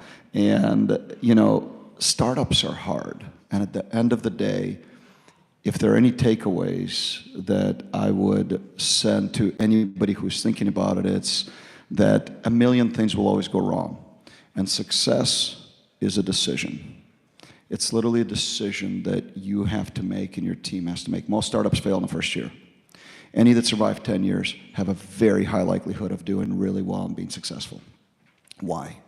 Because you have to raise money, because you have to find customers, you have to build a team, you have to figure out a business model. There's so many things that you do, everything is going to go wrong. And most teams just end up giving up. There are easier ways to do things. But the opportunity is to keep fighting through it, to keep gritting through it. And if you are determined that if you don't know what the answer is, you just haven't figured it out, there are no unsolvable problems out there. There's just teams that give up too soon or are not looking for right resources. If you can pragmatically, without self-hype or anything else, just focus on the problem and realize that going and getting another job is not an option. You've burned the boats. This is it. You die on this island. You will solve the problem. And teams that are committed to that always find answers. Melissa, I wanted to go double click on fintech. To the startups out there that are thinking about fintech frontier or kind of partnering with Fifth Third, like what are some of the pain points that just keep you up at night where you're thinking, gosh, if a startup had a solution for this, I would absolutely open up the door for him or her? Well, I'm guessing many people in here could probably come up with the ones you don't enjoy as a consumer and as a business, and you'd probably be right. I'd say a couple of things. One is the great news about the advances in technology is we're just able to do many more things. The hard thing about the advances are folks that are incredibly smart, but not actually after the best of things for us, are getting smarter and smarter. So with that, I'd say, number one, anything related to protection, to identity, to security, and that's what we hear over and over again from consumers, and over the last 5 years from businesses, right, who have had people that have been tricked, right, that have been phished or smished and given away information that's caused lots of money to leave from their company. And actually, I was in a conversation just last month with a really good, well-performing but small business who said a significant amount of money went out by just one character change in the email. So I'd say the continuous effort that we get better, smarter, and more secure, because it's the thing people need most. Your money matters. Mike just talked about it. Candace talked about it. You're trying to fund your startup, right? You're trying to fund your personal life. You're trying to fund your business. You don't want someone to get you. So that is a huge one for us, right? The other thing is actually something Ryan mentioned earlier, which is any place you can take the friction out. Not good friction that helps protect you, but friction that makes it hard to get the business of your financing done, whether it's an accounts payable situation, a receivables situation, anything that's going to help you. Most of you are running around like me doing a million things a day. You're not looking to have a long conversation on the phone to figure out what happened with the transaction. So the more things we can do that take that friction out in a good way while also securing and protecting. And I know you're going to dip on it later, so I don't want to get into it. And you highlighted earlier generative AI. There's a lot, right, that we need to be careful about, but there's a lot of opportunity. For those that are so worried that AI is going to take away entry jobs, I would say this. We, right now in America, will have more people retire every single calendar year than graduate from high school. So if we want to continue to be an incredibly productive country, if we want to be an incredibly successful country and not just stay as we are but continue to grow, we have to find ways that are going to cause us to get to the next level. So any place you can utilize a bit of getting more productive, more efficient, smarter, which helps your business in general, but in financial services and in fintech really makes a difference. Those are the three areas I'd say. Protection, right? Something that's going to help take friction out, and then something that's going to actually cause better efficiency, more productivity. Outstanding. Candace, you want to comment on the AI issue? I mean, your partner's a longtime expert in AI. I met a lot of startup leaders at Black Tech Week that were really pushing the thinking more than I had ever thought through. But is there a there? Do you think there's an opportunity to carve out a unique niche in our ecosystem around responsible AI? I'm the non-technical partner of our fund. It's kind of like asking a doctor's wife what you should do. Oh, you're way more technical than you give yourself credit for. No, but what I'll say is just to be aware that a lot of people say AI. A lot of people talk about machine learning. And it's about whether or not what they're building is truly artificial intelligence or if it's really a really super sweet pivot table. Like, there are a lot of people, no, it's really the truth. People will say, oh, I have this AI company, and then you ask them what's going on with your team, who have you hired, and they go through a list of people, and there's not a PhD to be seen. So for us, we're just really aware of what they mean by, artificial intelligence. Could we win in that space?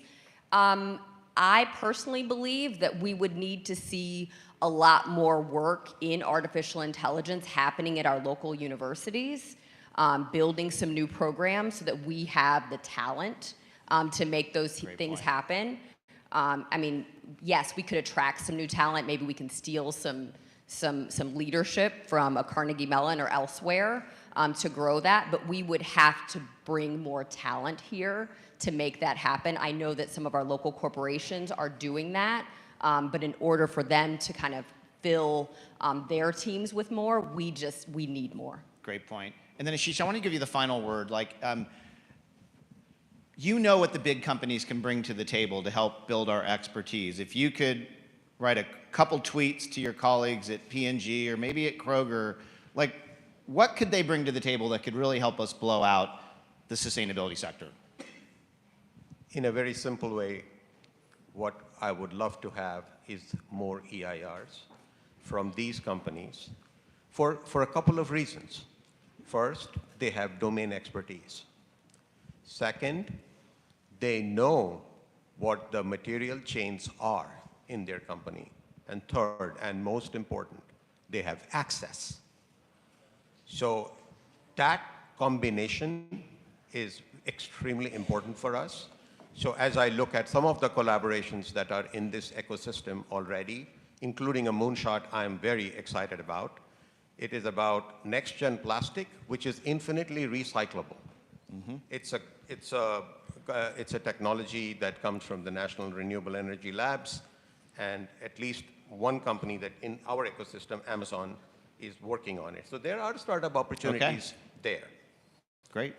So I believe EIRs will help us put heft behind what we are actually wanting to do. Okay, memo received. Okay, thank you, panelists. I know we had to rush this, but fantastic content. All right.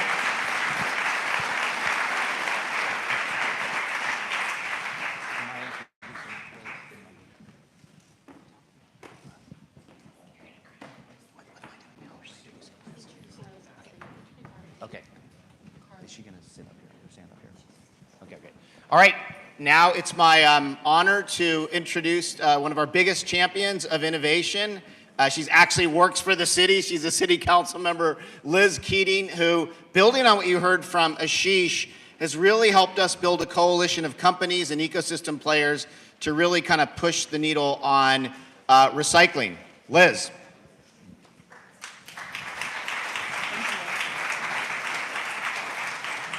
Good morning, everyone. My name is Liz Keating. I'm a member of Cincinnati City Council, and I'm here to tell you that government can be innovative. So 2 years ago, can you guys hear me? Do I need to pull this closer? Is that better? I don't know if it's on. Sorry, guys. There we go. Now you can hear me. So 2 years ago, the city of Cincinnati partnered with Cintrifuse to launch the Rethink Initiative. And this past year, you can see the picture up here, we tackled recycling. So what we did is we sat in a room here at Union Hall with our corporate partners, with the startup ecosystem, with Cintrifuse and city leaders to find out where our objectives align when it comes to recycling. And if you can switch to the next one, I'll show you these corporate partners that were together. Our local corporate partners, yes, we even had Coke and Pepsi sit down at the table together with us to tackle this. And what we looked at is where our objectives aligned. So our corporate partners, they have very ambitious sustainability goals. Our CPG partners, they need more recycled materials to come in so they can make their packaging. And for the city, we do better when we have more recycling for collecting more recycling, because taxpayers pay by the tonnage to put more trash into a landfill that's nearing capacity, whereas we only pay for truck time when we're collecting recycling, so there's a ceiling on what we can spend. So we want to recycle more. So we put together the problem statement to how can the city be more effective at recycling in our big multifamily residential units. And so we worked with Cintrifuse to have a targeted recruiting approach all across the country to reach out to entrepreneurs, to tech companies, to different startups to come to Cincinnati and pitch their best ideas to help us become more effective at recycling. We had nearly 20 teams from across the US compete, and they competed in a hybrid hack where that included office hours on Zoom with some of Cincinnati's business leaders, with city leaders, and partners with our startup ecosystem to pitch their ideas.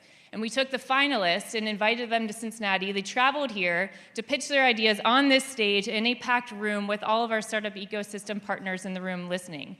And we ended up having, following the pitches, several teams sat down and whiteboarded with the city's Office of Performance and Data Analytics. They sat down and brainstormed with some of our corporate partners. They met with startup ecosystem partners, and we were able to showcase our beautiful city in hopes to recruit these companies to come move here, to grow their companies here, and be part of Startup Cincy.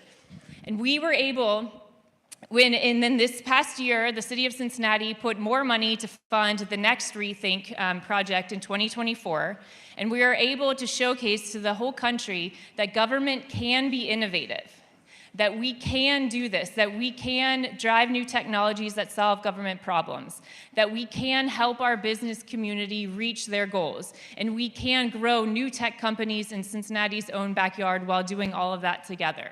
And we are really proud that since the city of Cincinnati is leading the way in this, and that's thanks to the Startup Cincy partners, that's thanks to our business community, and that's especially thanks to Cintrifuse and our partners here to be able to partner with the city of Cincinnati to lead the way. So thank you, and I hope next year you will join and be part of the Rethink series in 2024.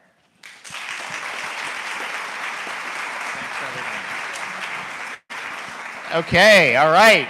Round in third. Best for last. It's my honor to introduce the Kroger Corporation CIO and Chief Digital Officer, Yael Cosette, who we're going to have a roundtable, kind of a keynote, or a kind of a fireside keynote. And you know, Yael's resume is incredible. He is leading a massive tech organization. He's also been an incredible supporter of this community. And without further ado, Yael, welcome.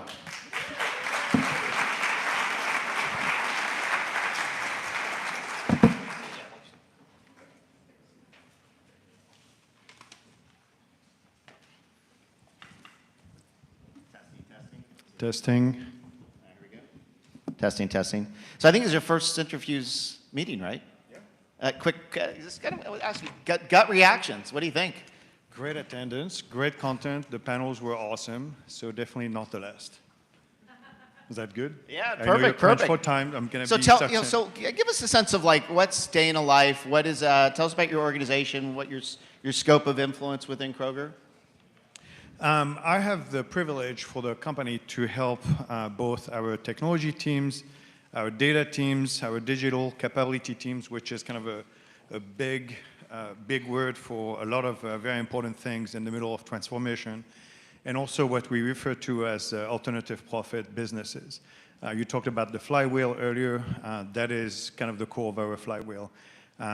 With our loyalty platform that was started back in 2003, we've had the privilege and the responsibility to collect a lot of data from our customers to help create more relevant experiences.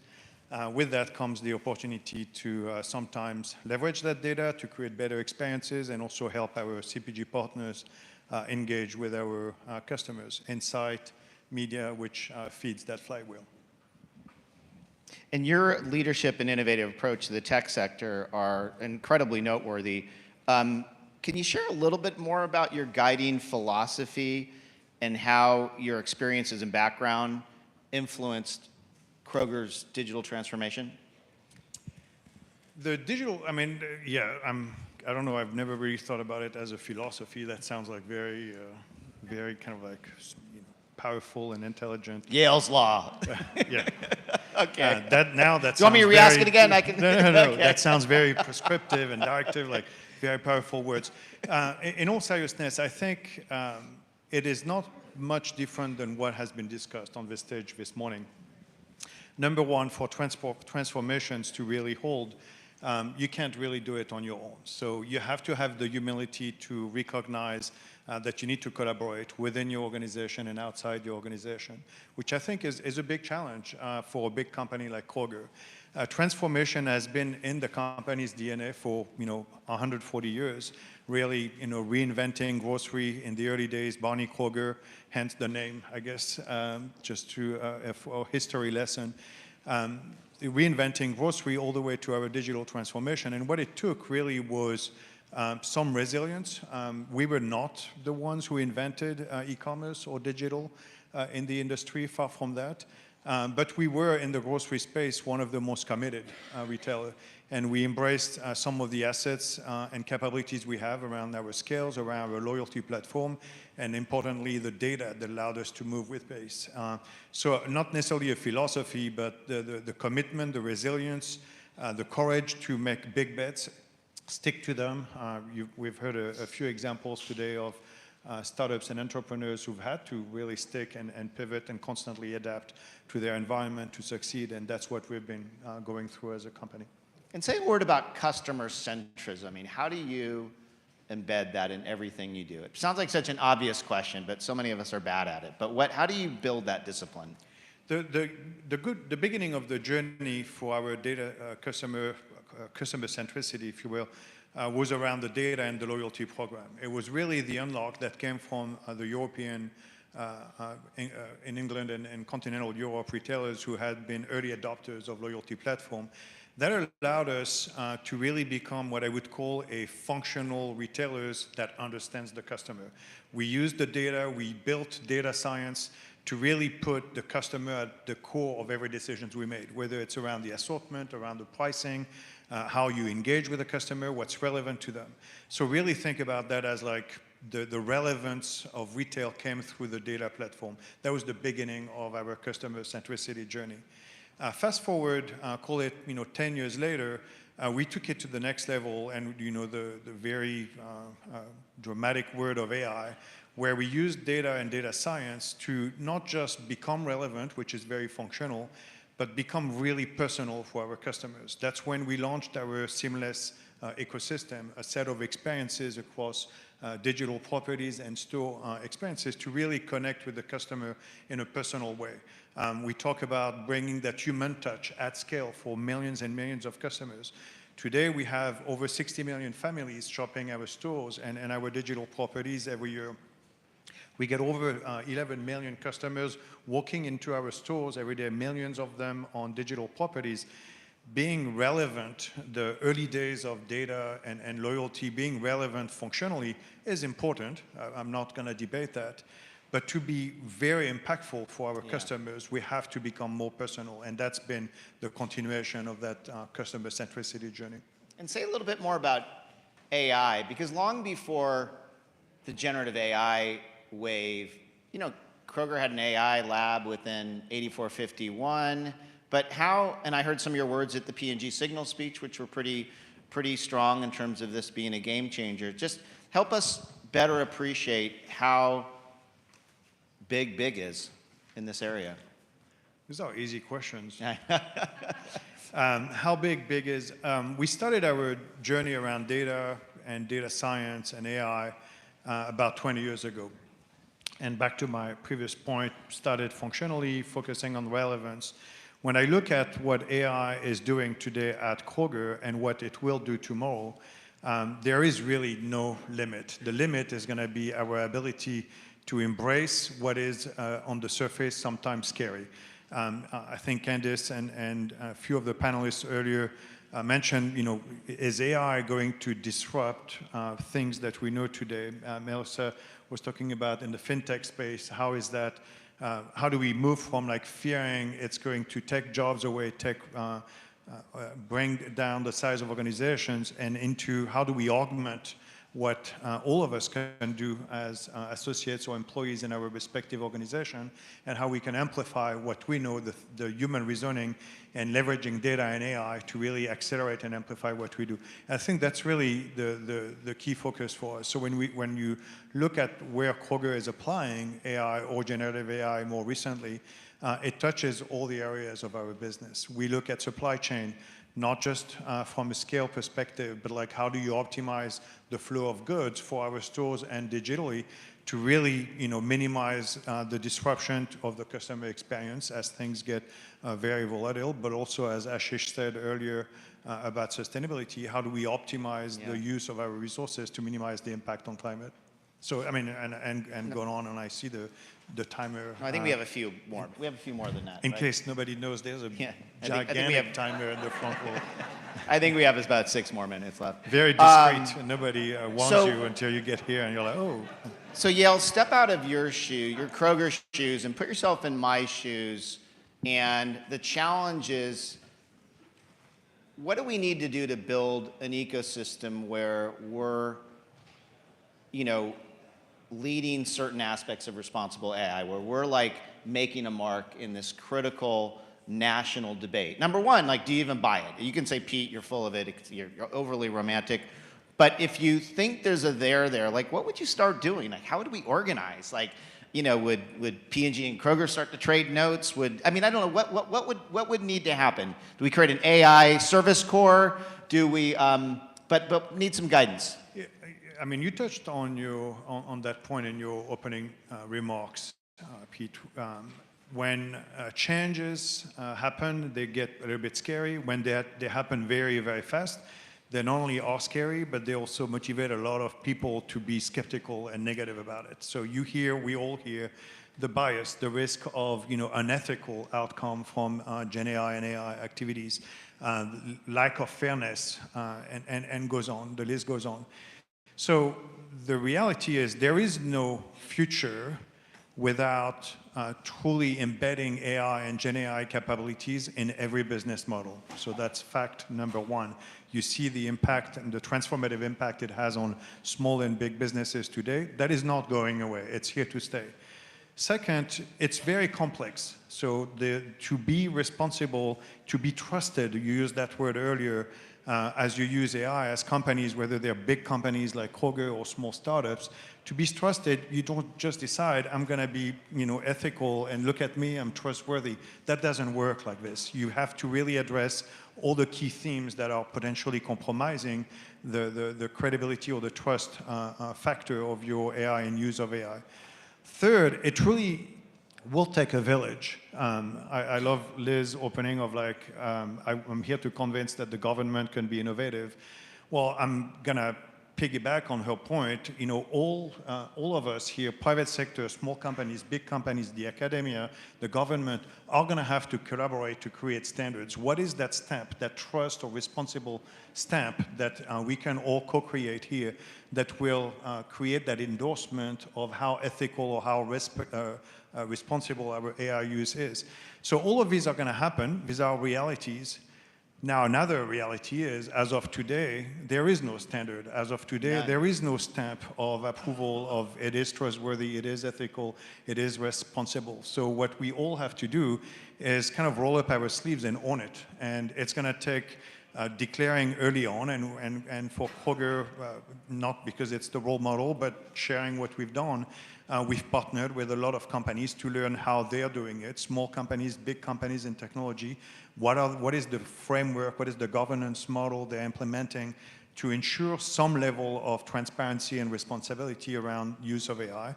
I would encourage everybody to do that. I would encourage everybody to really get deep and knowledgeable about the data that feeds this model or how they create these foundational models and train these models. If you don't understand the data, it's going to be hard for you to really evaluate how responsible you are.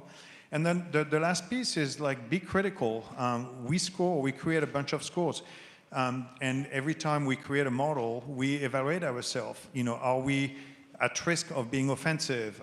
We're in the grocery business. So for us, it really is about creating that special customer experience around whether you care about value or you care about health, you own a budget, or you want to achieve a specific health outcome, or you want to have an impact on your environment.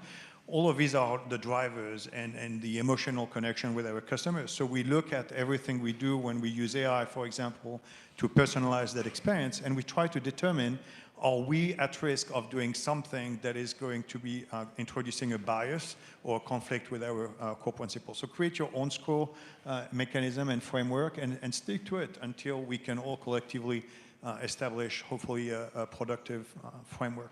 But going back to my question with Melissa, when I said, hey, what are the pain points that might lead to more fintech entrepreneurs, jumping into fintech innovations, are there any areas that are just kind of keeping you up at night on the trust front where a startup solution might open the door to a meeting with you? Any particular areas that just, there's debates over bias, attribution? It's a pretty long list, but is there anything that's at the top of the list that folks in the audience might think about? I can't think of one specific thing. There are a lot of things that keep me up at night, unfortunately, Pete, but that would be, the room would be darker, less people, and that would be a therapy session. I would just say that we, as a big company, have to continue to act with a high sense of urgency. And I would argue we, the community here, around startups, the Cintrifuse and all the stakeholders in the Cincinnati region, we have to prove that we are committed to that sense of urgency. So that's step one. What keeps me up at night is, are we moving fast enough? Are we collaborating internally and externally effectively to move with pace that's going to matter to our customers, our associates, and our stakeholders? So anybody who will help us break through what are either barriers, self-imposed barrier or constraint, will of course get that time. The flip side of that is like anybody who needs help to get access to high-scale problems. We have billions and billions and billions of transactions every year. We personalize trillions of touch points with our customers.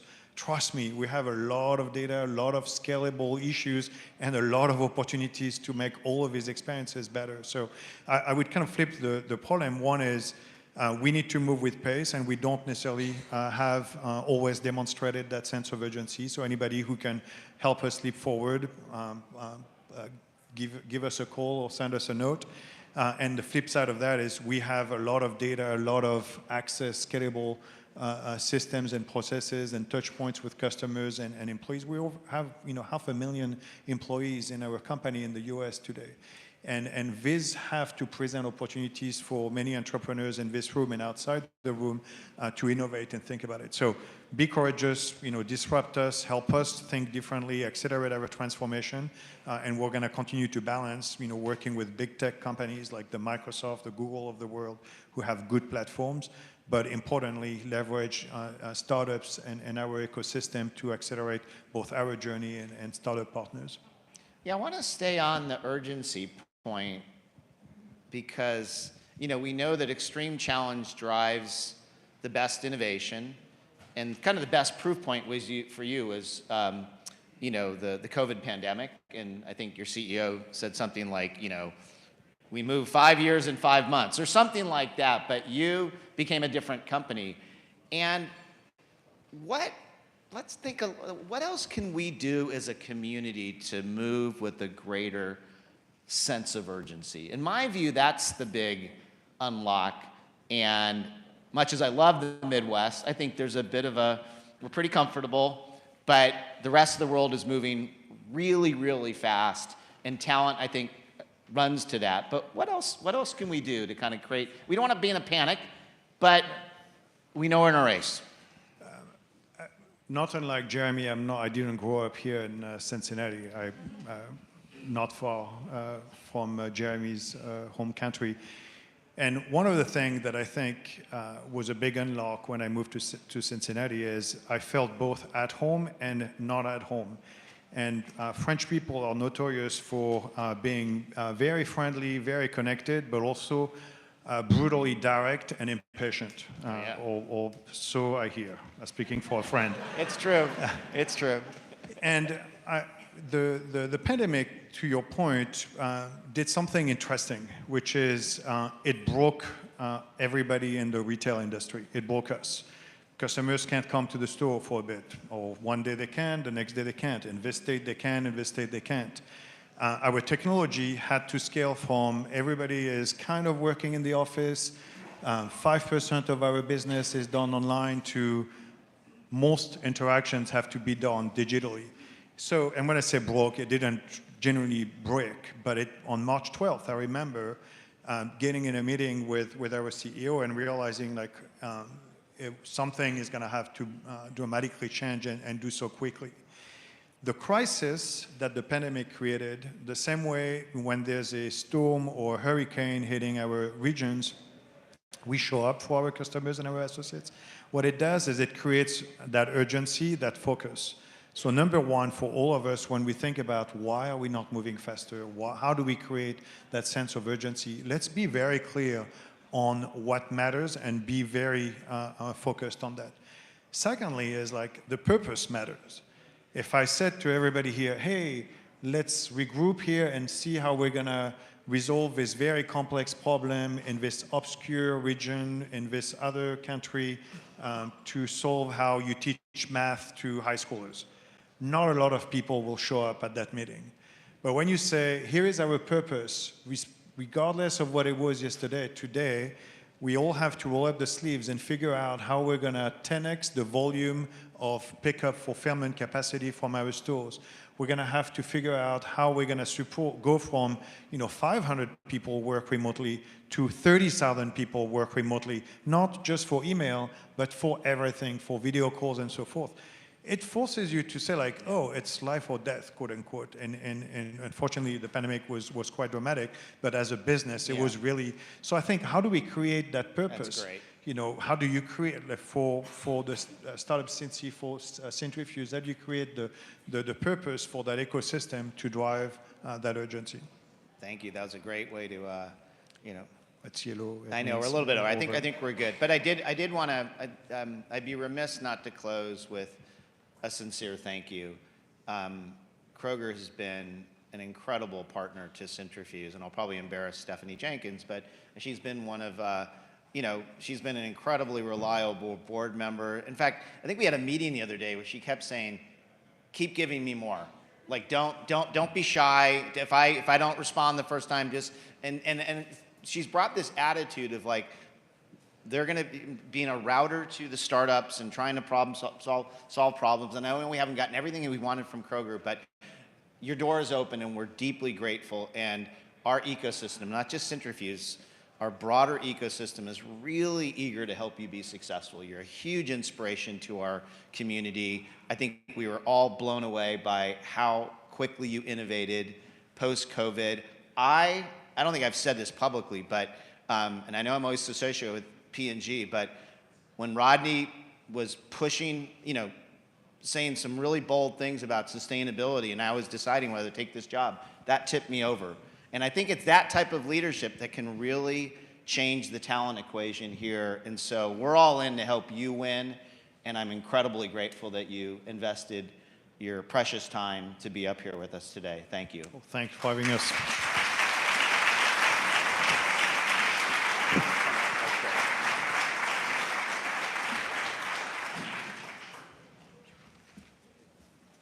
Okay, I wanted to invite, before you, I want to, first off, thank you for being here, and I wanted to invite Donna to come up here to just say a few more words about the incredible programming that's going on. Again, events like the annual meeting are teasers to provoke your interest and your curiosity about other things that we've lined up, and we have never had a better program. So without further ado, let me ask Donna Zarian to come up and tell you a little bit more about what's coming up. Thanks, Pete. And thank you to the outstanding presenters and panelists from this morning. We hope that you enjoyed the Cintrifuse annual meeting. Today is actually day 2 of the 7th annual Startup Cincy Week. Startup Cincy is a collaboration of the incredible stakeholders across the entire ecosystem, all working together every day to help startups win. So there's no better example of this in action than Startup Cincy Week. Thanks to our special Startup Cincy Week sponsors, we and our incredible event committee, we're pleased to bring you 2.5 more days of incredible programming. What day is it again? So this afternoon, we hope that you'll come back after lunch and enjoy a panel from eGateway Capital on the corridor of commerce and from Cincy Tech on technology transfer in our region. So great programming set up for this afternoon. Please, as you break for lunch, take a walk around the OTR community. We have partnered with 15 fabulous businesses in the neighborhood to offer you discounts and freebies today. If you have the event app, you can just show your ticket and they will be happy to honor these discounts. So take a look at the businesses up here or at any of the posters around the building or on your event app. Meet, eat, shop, and explore. Here's a QR code of the event app if you haven't downloaded it already. I'll leave that up for a second. And then one more thing, if you would like to access the recording of the presentations today, those will be available on cintrifuse.com/Cintrifuse2023 annual meeting. Cintrifuse.com/Cintrifuse 2023 annual meeting. So just want to thank you again for being here today, and thanks to our incredible sponsors and presenters, and enjoy the rest of the week.